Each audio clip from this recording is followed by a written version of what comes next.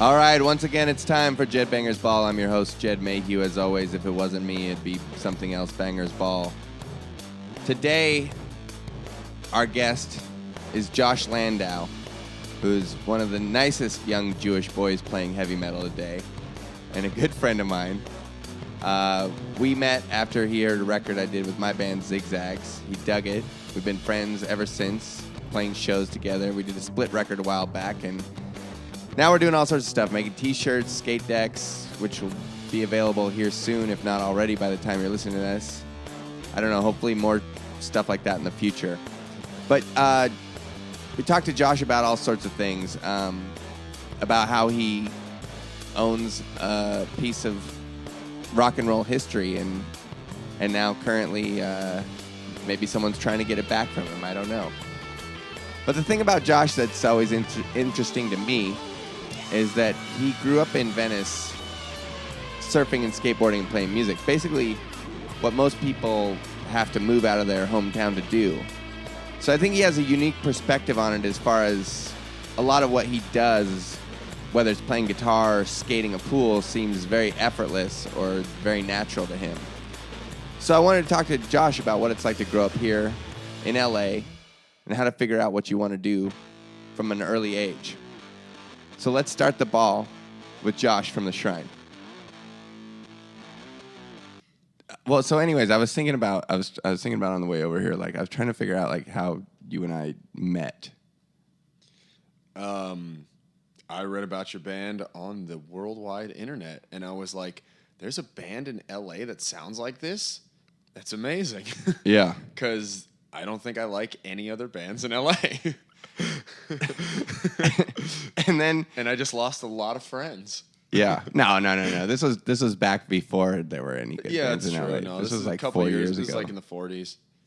Yeah, this was like 4 years ago. But then I remember, like, I can't remember what it was, though. It was like you were DJing or something. You asked me to come DJ or something like that. Yeah, I think at Black Boar.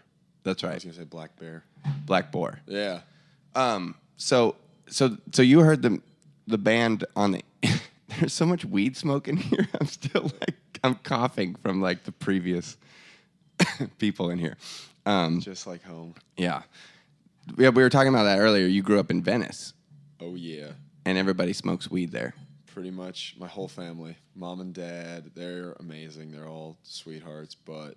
Well, let's talk about that. Major stoners. Let's talk about that. You live in the same house that you were born in or grew up in? No, my family moved around a lot. Between like Mar Vista and Venice, and then just West LA, kind of back and forth. Because most people like myself or whatever, like I was trying to get out of the town that I grew up in from the time I was like 12 or something, 13. Right. As soon as I like discovered music or skateboarding or whatever it was, Right.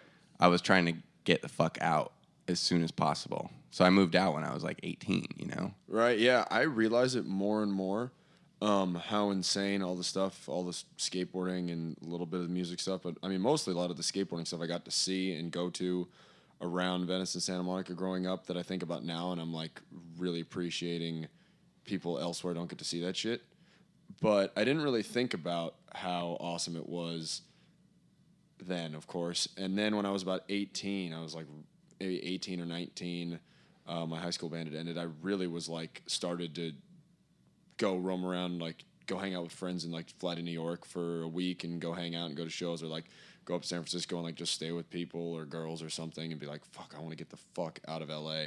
Didn't seem like there was anything going on. I wasn't playing music with anybody, and there just seemed to be so much, like my brain exploded with like, oh, there's so much shit going on all over the world, and I've been here the whole time.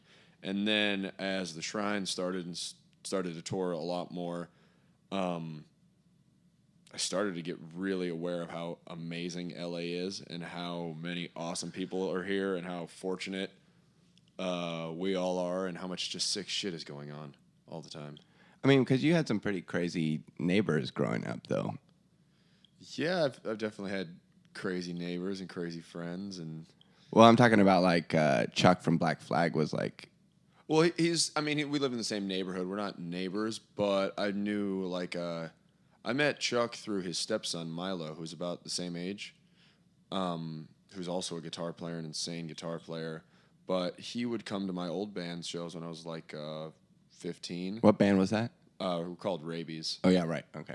And that was my high school band. All of us went to Santa Monica High School, except for the bass player, Magic, who went to Venice. And we met Chuck through his stepson, Milo. And we were just like, we were completely obsessed with American hardcore. At that point, it was the only thing we listened to, like all of us, except for like maybe like Chuck Berry, Little Richard stuff. But we were like, didn't listen to anything else. We were like just total tunnel vision. And Chuck and Black Flag were like our biggest influences in the world. And his family is amazing and crazy, and they have a whole band together. That's all of them, and they rock pretty fucking epically and freak people out. And that's a Chuck Dukowski sextet. Yeah. And he still plays with like as much intensity as like when you look at old photos of Black Flag or something. It totally like blows your mind. And he gave you the Greg Ginn from Black Flag's guitar amp. Yeah. And you still have it. And when I tell people, I won't think about it for a few months. It's in my garage now. When I tell it comes up or, somebody asks me about it, it's almost like if I didn't know this dude, I would think he's making this shit up. Right.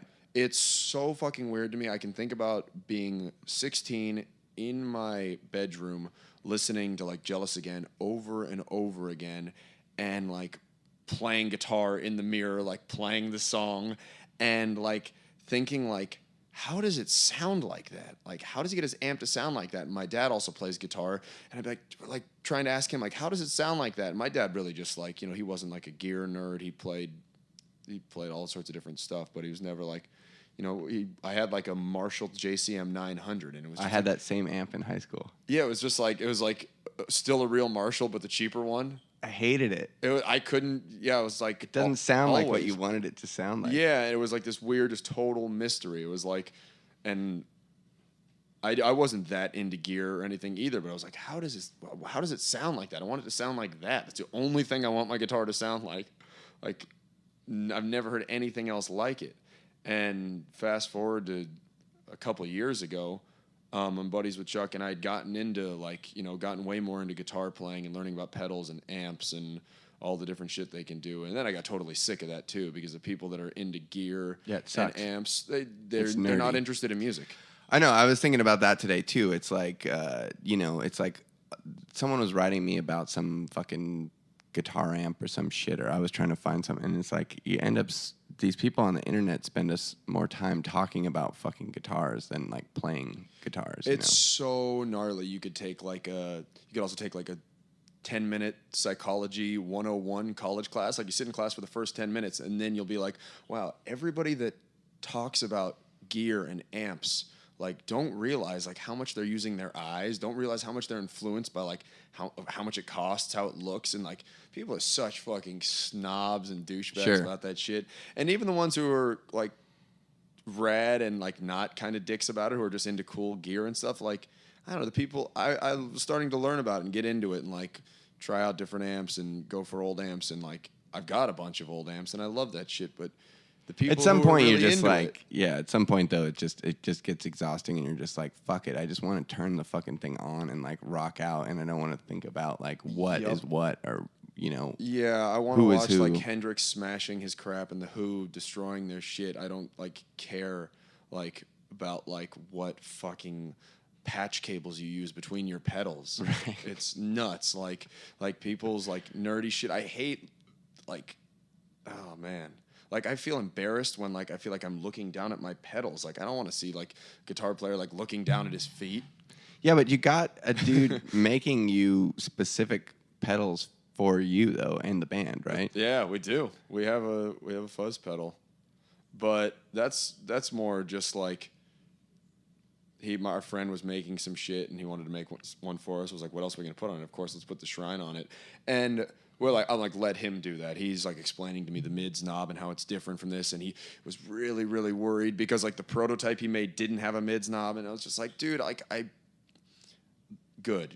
I know. I feel like I built this guitar, this Squier Strat that I play now, and I was like, can you just wire the fucking jack directly to the pickup. Like, I don't even want a volume knob, because when the fuck do I ever turn the volume knob down? Right. It's or like, when do I? And they couldn't do it for whatever reason, but like, why is there a tone knob? Yeah. Like, the tone knob is all the way up all the fucking time. There's no Right. like turning it down. So I'm just like, can you just give me one knob and an off-on switch? Yeah, and options are just fucking black holes of like distractions. It's true, and you know, I think that's coming back to the Greg, which is like a PVPA. Yeah, it's not even a guitar amp. It's not a guitar amp. It's a PA. It's like PV's made in the late '70s a cheap PA for people to buy. It's like a solid state PA. Yeah, solid state, 4-channel. It's called like the Musician 260 or 160 or something. It's got 4 inputs, and a few years ago when I was like, you know, all buying and selling gear, there's like, you know, scoring shit on Craigslist. Chuck was like, yeah, I know you mentioned to me that you were like selling some amp on Craigslist. You want to help me sell this thing?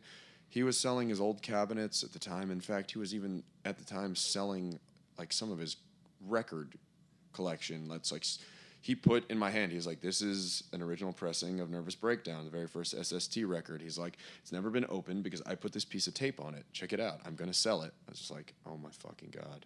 Like, he has like St. Vitus, the like metal lacquers and just weird shit. And he was just like, kind of like, you know, I've got plenty of old rad shit from this time period and memories. Like, I don't need to hang on to so much of it. Like, I don't know if it's got like something really personal to me, but he's not hung up on it. Sure. Really. He's like really stoked and he's so grateful and fucking rad, but he's not hung up on the... Did he sell it, or is he keeping it, or did you convince him to not sell it? Or? So I was like, dude, like, are you... He was like, do you want to help me sell it on Craigslist? Or on eBay or something. He was like, it's the one that Ginn played. I've had it ever since he stopped using it. Like, he says it's on Nervous Breakdown, it's on Damage, he says it's on all the early records. It was with them from when the band started. And in about 82, 83, Greg Ginn started using like a preamp and a power amp separately, like a weird, like a Roland power amp and some other little preamp around the My War time. And Chuck held on to the thing ever since. Right. And I was like, Chuck, like, can I try that amp out? I didn't even know you had that. Like, I would love to fuck around with that thing. He was like, oh, sure, come over. It's like, how soon can I come over? And how old are you now, right, when this happened? This is 5 years ago now. Yeah. That seems crazy. But yeah, it's like 5 years ago now. It's like right about when we first met him and started hanging out with him. We were just kind of getting the shrine off the ground. And I just was like, dude, I love this. Like, this is it sounds incredible. I'm playing it every day.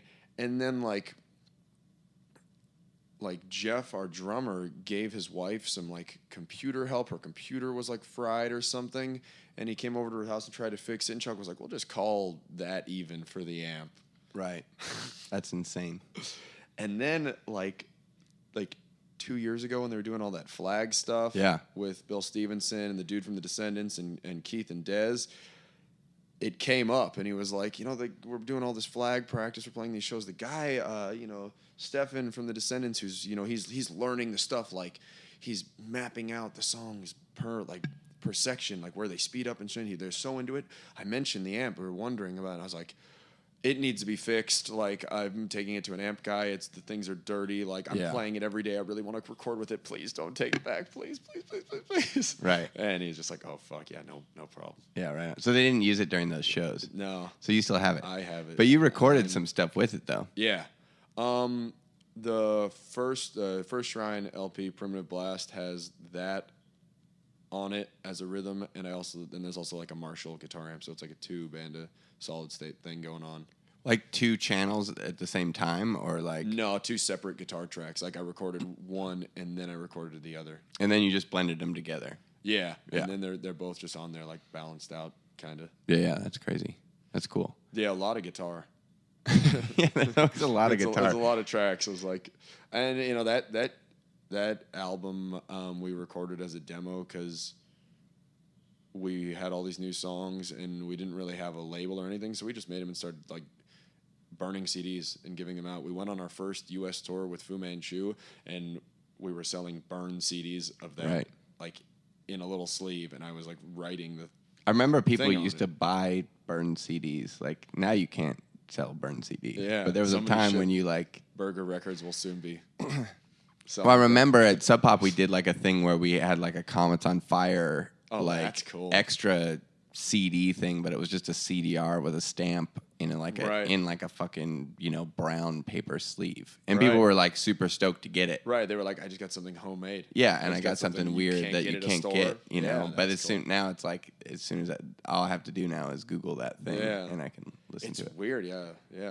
It's crazy. So you're talking about your family a lot and growing up, and like you guys were like, I mean, how did you guys find Chuck? I mean, you guys were just you met through met his his son, stepson. right? And- But like through like skateboarding, or what was like? It was in like Just through the I think it bands? was in 9th grade that I met his stepson Milo, and people have this like misconception about like Venice or the West Side that it's like this huge. It has like a legendary status and reputation, but it's super small. If there's any, there's not really any music scene on the West Side. There's like our band and Chuck's band, and then a lot of like Doors covers bands Right. on the boardwalk on Right. Sunday nights or whatever.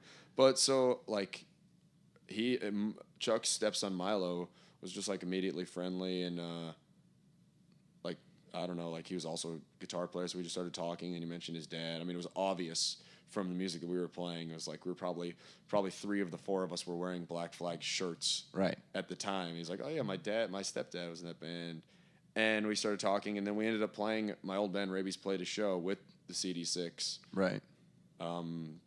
But I mean, like you and your brother, though. Like, I mean, what was your brother doing at this time? Was he skating, or like were you guys skating? Yeah, Like, totally. We were like about 9th, 10th grade.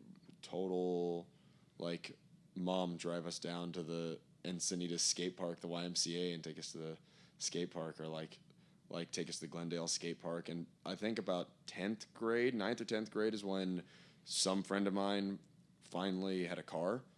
And so I transitioned kind of, I guess I was surfing a lot at the time. I'd like go surf before school and then go to the pay phones, dial, call, collect, home. Mom, pick me up. I'm ready. Hang up. And she'd meet me at the beach. Like, you're getting a call from, hey, Mom, pick me up. yeah. This is why you didn't leave home. Yeah. Yeah. Yeah. You were surfing before school and then calling your mom to come pick you up. Yeah. It's. I was like pretty- fighting off a bunch of fucking hicks in my Geostorm trying to get to fucking class on time in the fucking winter in the middle of nowhere. Oh my God. Yeah. I mean, like, I hated high school too. It's like, Well, yeah, of course. But everything's when the relative. fucking beach is out the window, Yeah. like you're gonna hate high school even more. I was like in high school just going like, well, what the fuck else am I gonna do? There's Yeah. nothing else to do around here. I might as well go to school. Right, you want to get out. Yeah, like I can remember my parents fucking rule. Middle school, John Adams, whatever, like 8th grade graduation was like Magic Mountain Day, and I didn't go. And my mom drove me and my friend to Trestles, which is like San Clemente surf spot. And it was like everybody graduating class went to Magic Mountain for their like middle school graduation party. My mom drove us down to the beach, down to practically San Diego. Yeah, and well, that's like San O, right? Like that's, Yeah, it's the same, pretty much Right. the same beach, right next to like the military spot. we go to the old man's beach. Yeah, that's sick. That's awesome. That's the longboarder beach. That's awesome. That's the guy that doesn't know how to surf beach, or the dudes that are way into like longboarding. Yeah, right. Much better for longboards. You don't have to walk almost a mile from the parking spot. Right. And then your brother though, like he's skating now though. Like is he like he's like sponsored and shit? He rides for Dogtown now. He pretty much just like picked up like all of the influences and went even farther with them. Right. Like at some point about like 5-6 years ago, it was like he can just completely outskate me on like pretty much everything. But see, Like that's he should. right. And because he's younger, Yeah. So he's got to figure out a way to like one up you, and you're playing music and stuff, and so like Yeah. he's got to do something else, right? Right, exactly. And he like, I mean, maybe it's just because it was like older brother influence. Like when I'd like do, or even just playing music or like do something else. I don't know. I guess it left such a mark on him that he kind of pushed himself harder, Right. to skate more, and I don't know, like maybe hit the right group of friends like at the right time where they were skating a lot and pushing each other too. Because you guys you guys are in Venice, so you're running into like the Dogtown guys too, though, not just Yeah. like the dudes from Black Flag, but also like Jeff Ho and like the Zephyr dudes and all this shit, right? Yeah, one of the. I mean, I don't know that much about it, so it's pretty. I mean, I like. Like I said, I was like shucking corn. At cars. No, shucking the actual corn. I was throwing corn at cars too. I thought I'm. You said that. I thought of like you throwing. You thought I said chucking. Yeah, chucking like Yeah, cans of shucking corn it. at cars. No, there's a thing. It doesn't exist in Venice, but you actually have to peel the corn. It doesn't just come in the Whole Foods like to go on the grill. Like the dudes pushing the carts with the mayonnaise. And the, we don't have those dudes pushing the carts with the mayonnaise up there. We have a dude who's picking the actual corn. It's beautiful. Yeah. It's amazing. So like you guys had all the Dogtown dudes around all the time, and so you guys are like playing fucking punk rock where like punk rock was invented, and you're skateboarding where skateboarding was invented. Yeah, it's pretty insane to think about. And I guess when I mean punk rock, I'm talking about like where hardcore was invented. Yeah. And it's weird because like when you say it like that and when you think about it now, it makes like total sense. It's like, okay, this is where the most radical skateboarding and like some of the most like radical music, whether it's like hardcore or like the Doors, like came out of. And so that's a pretty heavy reputation and legacy to live up to and whatever. But there's also like not that much rad shit going on now. Right. It's like for, I mean, I guess we got into it because a lot of like I say the ruins, like a lot of like the old dudes that were gnarly are still around and still have a lot of that attitude and like knowledge and wisdom, but it's so mellow now. Well, it's like I would, when I lived in Seattle and I would work at Sub Pop, and then some fucking German dude would show up and be like, I want to see the grunge band. Right. And it's like, it's not there anymore, man. Right, like, and when it was there, it was like a show to 30 people. Yeah, exactly. And I think, every place has its sort of like time and energy or whatever, and it doesn't last forever, obviously. Right. So it's true. It's crazy. About the pool skating thing, there's one good story I'll tell. Me and my friend Sam, it was 2 grades older than me. He was the one that ended up. He had a car, and so we were surfing a lot, and we had gotten like I was skating when I was younger, and then I was surfing again, and then because of the Dogtown movie, I got into like skating again, but skating like I was surfing, watching the movie, wanting to skate banks and hills and skate pools, and so we started looking for pools and. As soon as we started looking for pools, like driving through alleys in Beverly Hills, like going into construction sites, stealing pool pumps, and like going through the houses, and, like stealing saws and just whatever, like we could like stupid shit. Like not only were we looking for pools, we were finding pools and skating them, but it was this total like just like trespassing, retarded 15-year-old rush of like breaking and entering and like creeping around in some abandoned house and so we pretty much like almost entirely abandoned surfing. Right. Because it became like, like more of like this juvenile delinquent sort of like insanity. And we could just pick up and do it any time. It wasn't like wait for the waves are good. It was like, let's go to Beverly Hills. We're going to drive through the alleys for 2 hours and we're going to find a bunch of pools and also like just like go crawl inside these like dying dead old mansions that are like have been here since the 30s or something. Like these weird old Hollywood mansions that are pretty eerie. Before they get torn down. I remember you and I were at like I don't know what it was. It was like South by Southwest or some festival, some music show that both our bands were playing, and like we were like drinking beer and talking and bullshit. And there's a phone ringing, but I remember you like had on your phone like Google Earth or some shit, like one of those like photos, right? Yeah, and you were like, oh, dude, check this out. And it was like an aerial photo of like a swimming pool that you had found on like Google Maps or something. It's pretty insane, the technology. It's to your advantage. I just thought it was funny because you came up to me and you're like, dude, check this out. And it's like a satellite photo of like a swimming pool. Yeah. And I'm like, all right, cool. I mean, is that near here? Are we going to go swimming later? Is that, why are you showing me this right now? And you were like, you guys were like, oh, fuck, that's fucking gnarly. Unfortunately, they're not always up to date. Right. The photos are like can be misleading. Like I found it and I've been like, oh my fucking God. Like I've been like, and the satellite photos are all during the day, but I found stuff like at night and gone like driven to a neighborhood at nighttime being like this pool, like I can see it, like this empty pool. It looks so fucking sick. And I get there and like, it's like a perfectly beautiful brand new house that's like, you could see the family through the window, like at the dinner table, and it was like 6 months ago. I could see the pool was empty, and it was just a dirt lot. Right. And now it's Kanye West and Kim Kardashian in the window. Yeah. And you're like trying to hop over the fence. And their pool is filled with water and money. Ah, it sucks.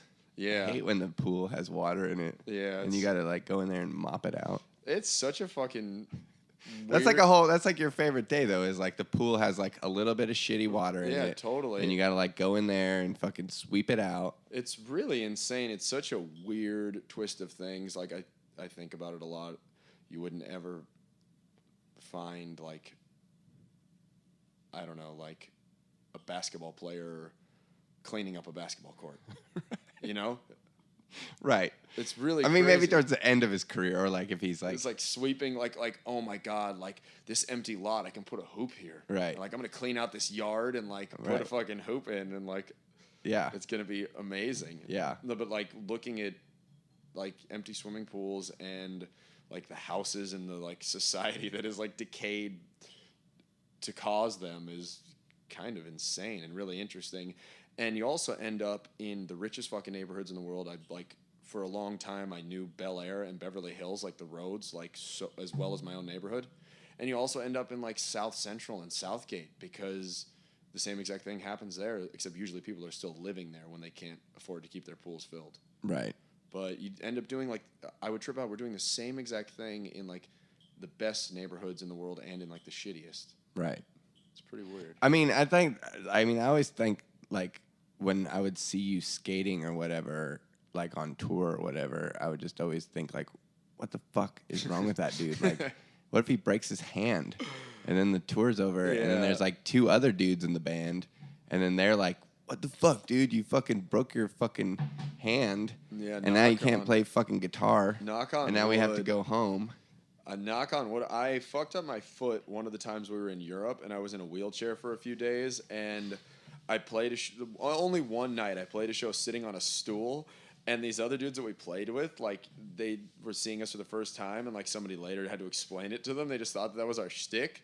Like, they were probably wasted, and they weren't that up close. They didn't realize, like, I didn't have a shoe on, and it was wrapped in an ace bandage, but I couldn't walk for, like, 2 days. They thought that you were the band that has the crippled dude. Yeah, I'm really going for this, like, blues vibe, sitting on a stool. I think Harmar Superstar did that, too. Ah. But I think he had gout. Oh, God. I don't think he wrecked his foot skateboard. No. I think he had gout is what it was. Damn. He was eating too much organ meat. Yeah, way too much. Yeah. Damn. So yeah, I always see that and I'm just like, what the fuck is that dude doing? Do Do those guys ever get pissed off about it? Yeah, definitely. Yeah. They've definitely gotten pissed off. Like, Because every time I see your fucking brother, whether it's in LA or New York or wherever I've run into him before, Yeah. he's like on fucking crutches. he had a really bad, Drunk like, as shit. year and a half run. Like we're looking for can't find his crutches. Yep. He's got like a shitty mustache. His head shaved. He's wearing fucking overalls with no shirt on or anything else on. And he's just like, what's up? Oh my God, I know that kid. He needs a counselor or something. But you take him on tour. We did. He came. He's working now. Actually, he just got his real first job. He's working full time at Supreme at the skate shop on Fairfax. Oh, cool. And I barely fucking see him anymore. But we'd get into so many stupid brother fights on tour that we had to start leaving him at home. Yeah. And then it's kind of a bummer because then I got nobody to skate with, and he's like, he causes so much fucking trouble. Like he needs to smoke weed every 5 seconds. You know, like he would get way too drunk. I mean, he'd also like. You know, like we're on tour with Fu Manchu in Europe. The show's sold out, and he goes outside. We don't know anybody in wherever, Vienna. And he's like, I just got 150 euros for our guest list spots. Here you go. Like, Oh, he sold the guest list spots. yeah, he was just like, you know, he's always, he's like, Was that a good or a bad thing? great. Yeah, that's amazing. yeah. And he's just like, We opened up for the Breeders one time, an old band of mine, and I sold all the guest list spots It's because I was amazing. just like, I didn't know anyone who wanted to come. yeah, actually, he made us more money than Fu Manchu were paying us. Right. Yeah, so he's like He brings so much good energy. We just would also get into fights about all sorts of dumb, stupid, just brotherly shit. But like everywhere we go, it's like we go back to places and people are like, "How's your brother doing? What's up?" Because he leaves a great impression on people with his fucking insane energy. But like, so yeah, I mean, you guys bring him, then you bring like Magic. Also, we had to stop bringing Magic. We've got a whole list of. Let me the list of all the people you brought on tour and all the people that aren't on tour. Pretty much, yeah. Like we've gone through a couple cycles of like roadie crew. Like when I think about it now, the first time we went to Europe, there's 3 of us in the band. We brought 4 people with us. Fu Manchu and their crew were like, "What the fuck is wrong with you guys? You have more guests. You have more guest lists every night. You have more of a crew than anybody." Like one of their tour managers was like, "Hey, okay, your roadie couldn't even coil a cable." I was like,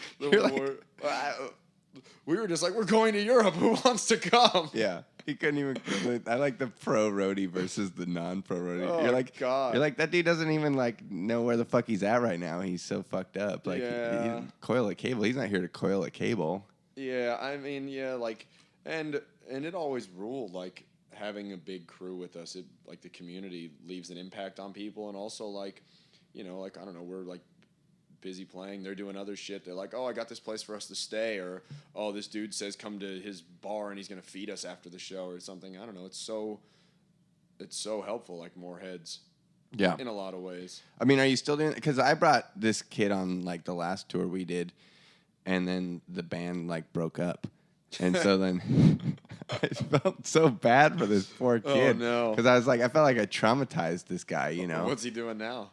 He's like working in a bar. He's fine. Okay. Yeah, I just felt bad for him, you know, Right. because I was like, Put him through this like shit. 5 a.m, you know, he's like sleeping on a pile of garbage Yeah. in someone's house, and I'm like, "Get up, dude, we gotta go." He's Right. like, "What's happening?" I'm like, "I'll tell you later." Oh, You know, God. we're driving back to L.A. from Salt Lake. Oh. You know what I mean? Like, so I felt bad. Like, so I mean, how many people are like? You still have Olivia still goes on tour with you though, your girlfriend, she's been coming and she's been handling like because she tour just documents manager. everything, right? She's been shooting photos of us like from pretty much actually she's been shooting photos of us since before we were dating, just because she was like around in LA photographing shows, Right. and she's got such a good eye with that sort of shit. She also helps with like merchandise, and she helps like on the road, like dealing with some of the just all the bullshit and the coordination between all the logistic crap getting here and there, and who said when they're gonna let us have a key into their shed to sleep in and whatever. Yeah. I mean, I wanted to talk to you about that because you guys do like a lot of like merch compared to like most bands. Like, and I feel like you guys are into like kind of doing more of like a branding thing. Yeah. And not in a like, not that you're trying to sell T-shirts, but like, I guess it's more of like a do-it-yourself sort of branding thing, and you guys have a certain aesthetic that you're trying to go with. Yeah, but you guys fucking put out a lot of merch based on that, and you guys like run, like, so what is like Eliminator? What is that? Eliminator was my 15-year-old self being like, I want to be like SST. I can put out my old band, our very first record I put out myself called The Pressing Plan, ordered it, and it's not something to applaud. It was like I was just reading about Chuck and Greg Ginn doing it 30 years before that without all the like easy, like they couldn't just go on the internet and like look up the like record pressing plant. But since then, it was wanting to like make skateboards, have my own company, and there's a few different like factors to Eliminator and kind of the company that around the Shrine that makes merch and is starting to do more records and T-shirts and skateboards for my friends' bands and shit we dig, is that the first thing that it comes from is, I guess, like being a collector of old records, old shirts of old bands and skateboarding stuff, and loving like the graphics that would come with the board. And you know, when I was 13, I would want to go to a skate shop like, you know, 5 days a week. But of course, my parents would buy me a new skateboard maybe once a month. But you know, I could pick out $10 worth of stickers or something. And I guess it comes from going into a skate shop as a kid and just being like amazed at all the graphics and like the power behind them and all the colors and just how cool that was, and wanting to like recreate that feeling and recreate like cool shit to pass on to other people. Yeah. And like I can remember there was a shop called Hot Rod. Actually, it's probably still there, but I haven't been to it in so long, on Westwood Boulevard in Westwood. And my parents would take us there. And me and my brother, I remember at some point we realized when somebody brings in like their old board and the skate shop sets them up with a new one, they would throw the boards away. And I can remember me and my little brother digging through the dumpster behind the skate shop, pulling out like broken boards. Yeah, me and my friends did that too. It was like... But at Taco Bell.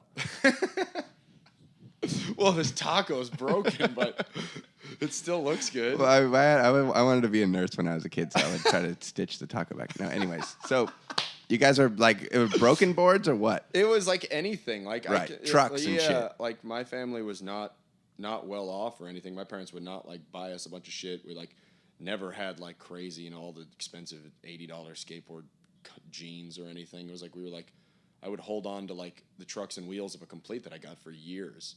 But at some point we realized, I don't know how, like we saw somebody throwing one away or we saw them next to the dumpster. And from then on, every time we went to a skate shop, we'd go look in the garbage can and we'd take home like the broken boards. We'd just be like, oh, the graphic is cool. Oh, yeah, like, and just fucking hang it up or something, right? Yeah. Just like collect it. I mean, I don't even know what, we'll hang it up or collect it or just like, having the board of some pro skater or some company is like, a little window into another lifestyle, another dimension that, wasn't our lives.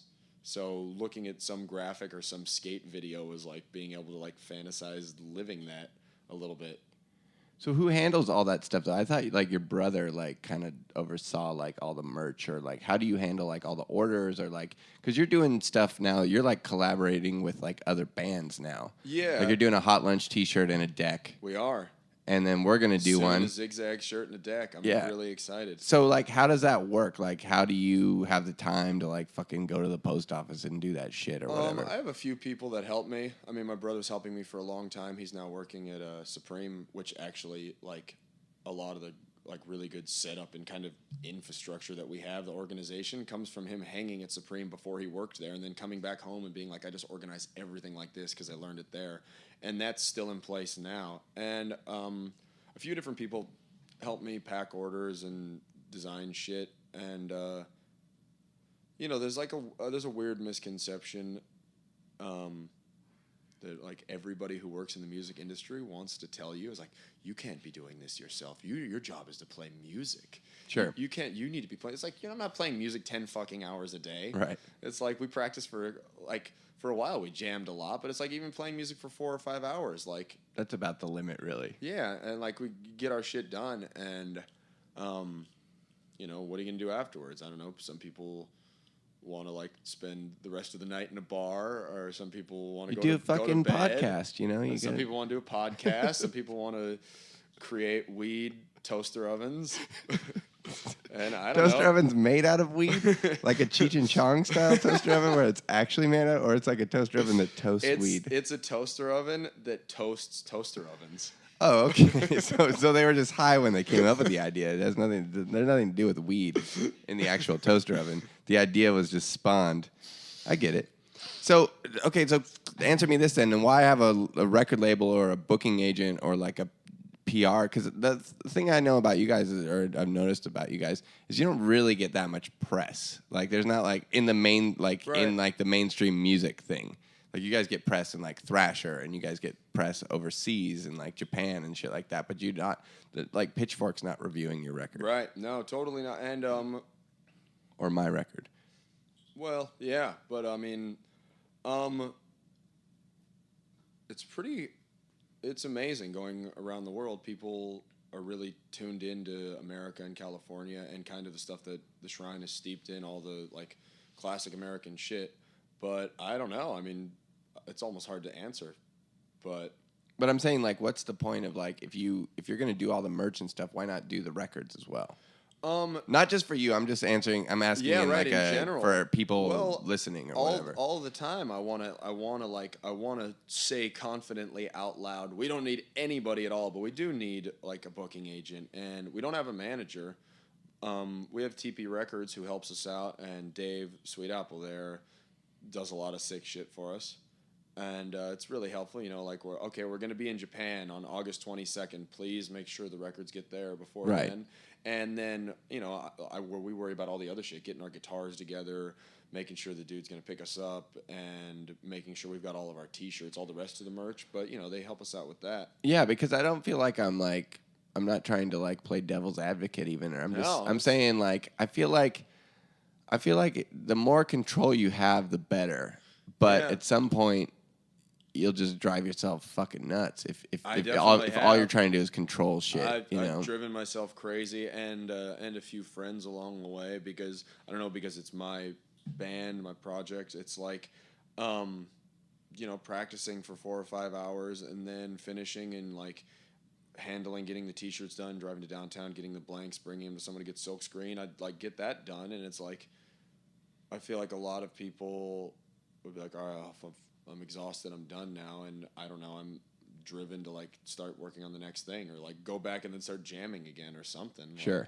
And the other thing about having that I wanted to answer, just about having like a big merchandise presence is like, along with just being stoked to want to make cool graphics and cool shit for people to hang on to, everything comes down to trying to escape reality.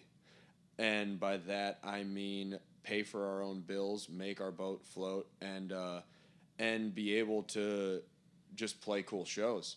Like it all comes down to like helping pay all the bills so that we could be free and ready to like play a fucking rad show. Well, I think you guys did that because last time I saw you was in that show we played in San Pedro, and you guys were there, and I was talking to Court, the bass player, and Jeff, the drummer, and asking those guys what they were doing these days, and they were saying that you guys have gotten to that point now where you're like pretty much living off the band in a sense. Yeah. Like no one's buying fucking houses or anything. Hell no. Barely paying the rent in Inglewood, but we made the switch, like, actually, and I'm so fucking, it's so cool. It's more, like, than I could ever imagine. I could say 2 years ago, both of them stopped working. Right. At the beginning of 2013, we got Graveyard, the band from Sweden, asked us to go on tour for a month, and Jeff, who had been working like a fucking shitty job as a computer tech at Best Buy, was like, I think if I get this much time off, like, they're not going to want me back. I think I'm just going to go with it. Right. And he'd been working there for like 6 years or something, and he just fucking rolled the dice and hasn't gone back to work. Right. And like, we just try and stay busy. All we want to do is play shows, and like, we've got so many ideas all the time of new songs, new graphics, new shit to make. It's yeah. Yeah, and I think that's the right attitude to have. I mean, it's like you guys do so much of it yourself that you can keep whatever money that you make off of it, and it's not a bad thing or whatever. Like, right. And it's just like, it's like, how bad do you want to do it? You know, how much work do you want to put into doing it? But like the whole like idea of like, oh, selling out or whatever is like, yeah, because we were in fucking Blind Melon and we sucked, and then this dude like all of a sudden, because Guns N' Roses was huge, like gave us like $1 million, right? You know, and we were just like fucking around, and we got $1 million, and then the dude dies or whatever, right? You know? It's crazy, like, as opposed to like, yeah, we're going to go to band practice. Then we're going to go downtown. We're going to fucking pick up shirts. We're going to go fucking screen print them. We're going to mail them out ourselves. We're going to do all that stuff. Yeah. And then someone's like, wants to be bummed or whatever that you're not working a shitty job on top of it. Right. Like, I don't want to get into like a whole, I mean, I could just like, as I think about it all the time, like a whole like fucking self-help, like, I don't even know the word. I'm like, whatever. But like, I think it also comes from being like heartbroken at so many friends of mine who were either skaters or artists or in a band who like just couldn't keep it together because of some fucking like stupid thing. Like, they couldn't like just keep moving forward. They couldn't, even like you, like picking up the pieces and like the old dudes, and I was like, went home being like, holy shit, like Jed did it. He picked up, like, that was like better. Like, am I being mean by saying that? Like, I feel weird but like, it's like most people would have been like, that's it. Right. And it's like, it comes down to what you want to do. And also, like, with everything else, so many people that I'm friends with and I look at, like, they can't think for themselves and like kind of look around them and realize their opportunities. And instead they're like, I don't know what people do, like spend all of it in a bar instead of like, when they got a good reason to, or like spend it playing video games, or just, I don't know what, like, I can't even like speak to it. I like fucking around and skating and spending all my time skating or doing something, but like, I look at so many friends like who would be like, who was an incredible skater, and they like chronically make like decisions against themselves. Right. That are like, well, no, I don't really want to like go out of my way and do this. Like, and it's like, if you had done that, you would have like ended up going on this trip like to Europe on like a skate tour. Like, why didn't you just push yourself or go out of the way? Like do like a few more little things, or like think about like, well, like, I don't know, like look around you at the people you know who are also doing rad shit and reach out to them and network with them. And like, if you have an opportunity, like take it. I don't know. Like if you have an opportunity to the first thing I said when somebody else asked me about this, I was like, steal your dad's paper clips. It was like seriously, like take the office supplies. Like do anything you can. Like think about like who you know, whether they'd like, you know, buy you a guitar amp when you don't have one anymore, or like somebody you know who you could stay with and go to New York and go do something cool there, and like go wait outside some building and try and meet some guy that like made some cool record you like or something. I don't know. Like yeah. How old are you, Josh? 25. All right, fucking A. All right, we're going to play a game now because we're getting towards the end of the interview there. Cool. You did like a Mike Schenk laugh there that I liked from... have you seen American Movie? I have, but I always confuse it with Fubar. Well, one's a documentary and one is not. I could... I like when you go from saying super smart, profound shit to like saying super dumb shit. Like in like the span of 10 seconds. So it's all about that highbrow, lowbrow. That's right. That's what it's all about. So we're gonna play this game here, and like sometimes it works, sometimes it doesn't work. I had Yasi on here, and she hated it. When I had Lance and Liz on here from Permanent Records, they loved it. They wanted to keep playing it. But basically, I'm gonna give you this card. It's got a band name on it, and you're gonna tell me whether it's a real band or a fake band. You have to decide, and then we're gonna talk about like if it is fake, like maybe what it is, or we'll figure it out. The Beatles were fake. No, not if they're fake as in like fake people, like if the band actually exists or not. Oh, well, that's what I meant. No, the Beatles existed. There's a conspiracy. Oh no. Oh, so it's like, did the Beatles land on the moon? Is that what you're talking about? All right. True. Are you ready? Okay. Well, this is going to be harder than I thought. You really impressed me like a minute ago, and now I don't know what's going on. All right, so I'm going to give you a card. You're going to tell me. You're going to read it, and then you're going to tell me.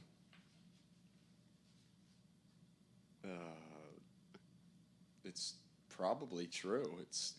You got to read the name though. Oh, Sandwish. Yeah. There's worse, stupider names that exist. So why couldn't this? That one's actually fake. All right. We came up with that the other night in the band. Sandwich. Yeah, because when someone asks you at the show, like, what's the name of your band? You're like, Sandwich. They're like, Sandwich? And you're like, no. Sandwich. Sandwich. And then you have to go home and be like, oh. I wouldn't be surprised. There's so many crazy names. Well, that's the Big point. Zags is an awesome name. That's the point of this game, though. Yeah. I was trying to see if there was like any Shrine-related band names, and it's all like the Shriners. Oh yeah. But they have their own little bands though that they have. They called them like the Raja Oriental Band, and it's like a bunch of dudes with like the fez. On. Yeah. Oh my god. Like the Dead Kennedys record. Yeah, right. And the little cars. All right, here's another one. Big fat pet clams from outer space. I just want you to read it. Oh my god. That's good. I have no idea. But you just reminded me of a Minutemen lyric. Yeah. There's a Minutemen lyric that's big fucking shit right now, man. Yeah. And reading Mike Watt's book, he's like, I just wrote that because I wanted to hear D. Boone say it. Yeah. It's like, what? That reminds me, I wanted to ask you, have you been to Sunken City in San Pedro? No. Oh my god, you got to go down there. We just did band photos down there. It's sick. Fucking amazing, dude. Yeah. You would love it down there. I know dude, Olivia's been down there. So many like crazy scumbags down there, like skating and like fucking dirt biking on the beach and stuff. And, there's like, some weird DIY spot that just got built on the beach. It may be there. It's insane. Maybe not. Maybe somewhere. Yeah, it looks cool. It's crazy. I like old shit like that. I like LA history and weird things like that. There's a weird like Nazi camp in the Pacific Palisades. Oh, like a white power thing or something? It was some really rich couple in the Pacific Palisades during World War II were like sure that. I heard about this. Yeah. It's really there's this giant water tower and a creepy gate, and like the beginning of it was supposed to be like a giant power generator building, and it's just kind of like off a hiking trail. It was like their like bomb shelter. I guess so. I mean, like I guess there's a few different stories. Supposedly, it was like they were building like like the headquarters for the. Oh, in case the Germans won. Yeah, right. Right. They were like the welcome wagon. Yeah, they were like and now it's just like covered in like people's like high school amateur graffiti. Right, that's how Sunken City is. But there's some like kick-ass graffiti down there too. That's actually that plays right in with our next band name. Anally aborted fetus. I think I've heard this before. Have you? Is it a band? It's up to you. Yeah, no. I mean, there's definitely plenty of like aborted fetus anal bands out there. They're really great. It is a band. Yeah. It's they're from the genre of music that I don't know if I've ever actually heard it, but it is real. Called like porno grind, I think. It's like grindcore, but mixed with like porn lyrics. Yeah, I've heard of it too. Yeah, it's pretty amazing. I don't know. I don't know either. I don't know what to make of that. What it's so specific. Yeah. What would your mom think? Like zigzags in the shrine, you can kind of get away with. You know, you have to explain it a little bit. But I don't know. Anally aborted fetus. Yeah. Isn't.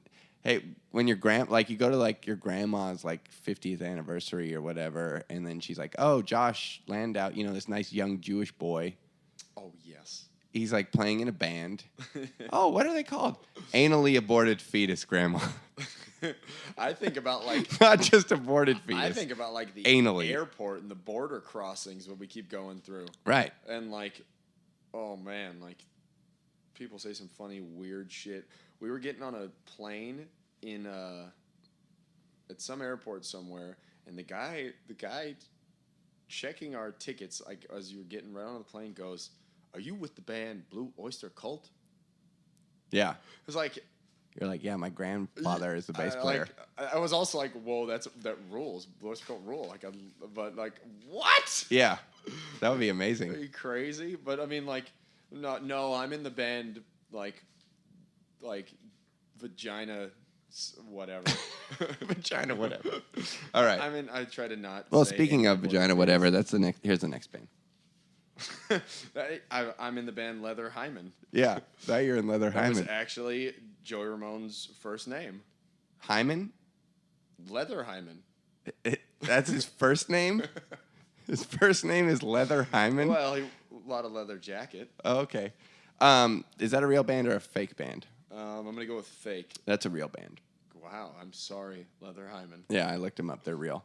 Okay, the problem with this game is that a lot of times, and I mentioned this at each show, is it's hard to do it without it being like really like sex stuff, Because whenever you come up with like do you have any fake band names? Like, do you guys have fake band names in the band? Like when you're in the band, we do. I'm probably gonna draw a blank on It's all got to be like ass stuff, though, right? Yeah, like, it could be. Yeah, I can't band names. It's always some sort of dicks and asses.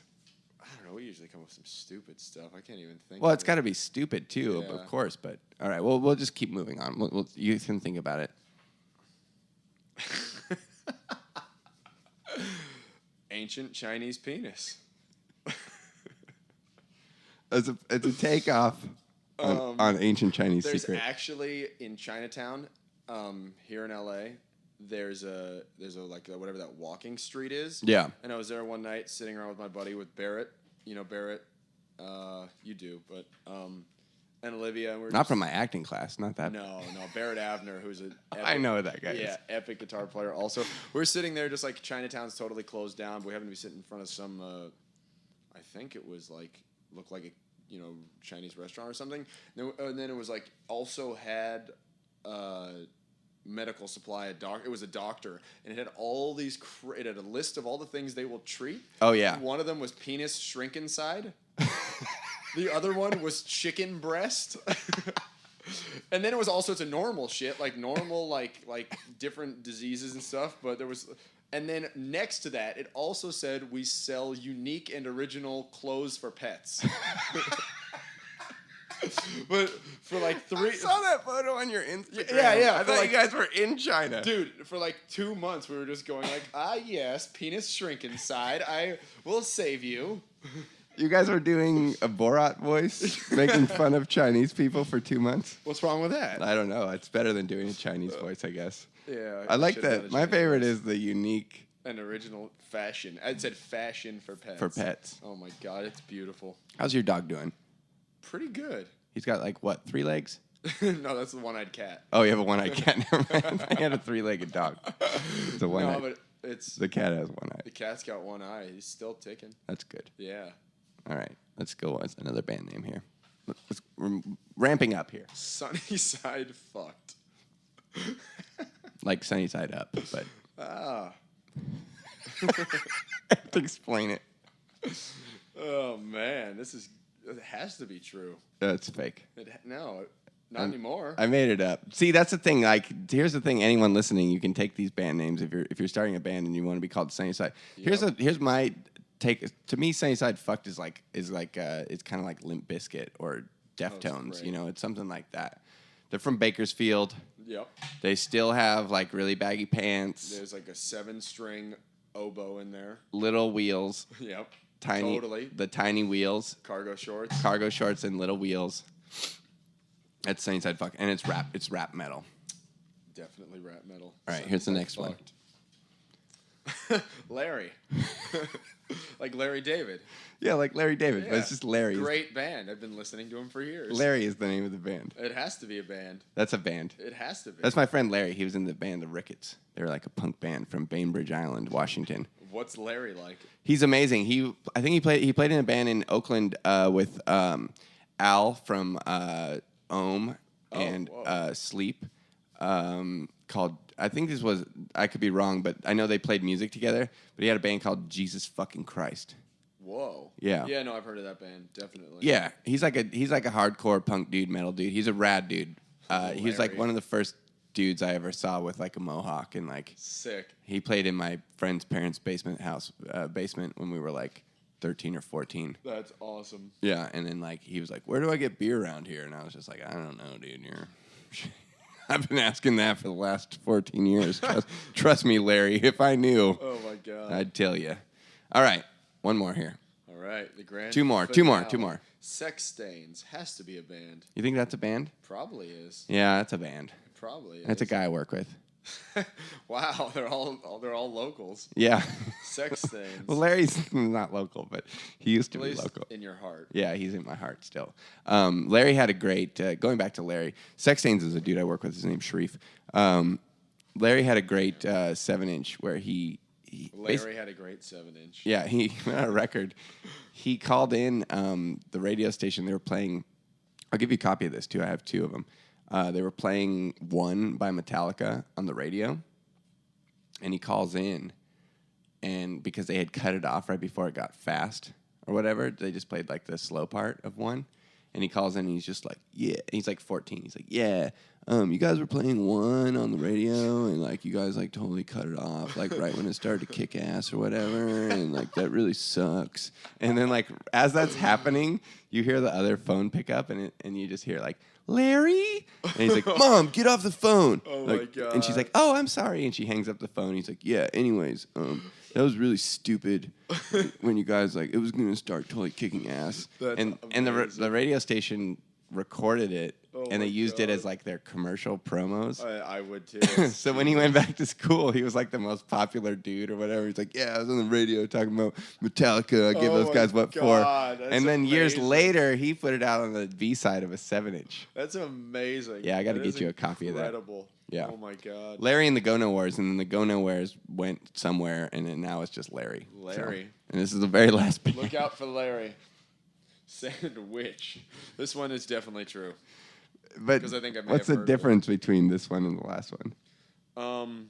Between Sandwich is it's a lot more spiritual. No, it's spelled differently. It's WITCH, Sandwich. Not like a sandwich, but like, an actual like a wiccan. Yeah, from the beach or the desert. Exactly. Is that a real or a fake fan name? It's got to be a real one. Yeah, that's a real one. It's got to be. There's the stoner rock genre offers so much thought. It has to be a stoner band. That's true. That's a really profound statement, Josh. You had a lot of profound statements on the show tonight, and I just want to say thanks so much for coming in. I had a great time. And we're going to end on that note on stoner rock. Awesome. Appreciate it. Good seeing you, buddy. Yeah. All right. Woo! See you later.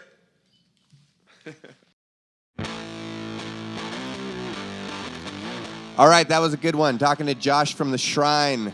I want to thank everybody out there for listening to Jedbanger's Ball, supporting the show. Go see the Shrine play. They play everywhere. They play in Russia. They play all over the goddamn place. I'm sure they're playing in your town right now. Look out your window. There's the Shrine playing. They're in your driveway. Don't call the cops. They're nice guys. The drummer's real chill. As always, we're recorded here at the Green Street Studios in Los Angeles, California. Beautiful Los Angeles, California. And we're brought to you by This Is Not a Pipe. It's been another Jedbanger Ball. Thank you.